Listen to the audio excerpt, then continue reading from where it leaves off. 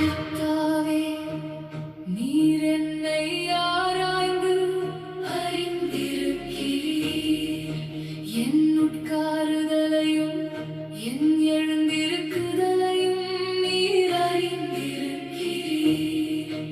என் நினைவுகளை தூரத்திலிருந்து அறிகிறீர்.